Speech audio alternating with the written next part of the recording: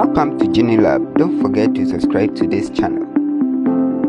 In today's tutorial, you are going to learn how to create a YouTube channel using an Android phone. It is similar when you are using an iPhone. So the first thing, you have to open your YouTube app on your phone. Then you navigate to this icon here. If you haven't logged in, you see a blank circle there, so you click on it. If you haven't logged in into the YouTube app, you have an option here that says sign in. So when you click on sign in and you don't have account, then you click on create account. Probably you are going to use your Google account to log in. If you are signing up, you click on the create new account, then you sign up. After signing up, it will bring you back into the app. Then you click on your channel. So when you click on your channel, this is how it will look like.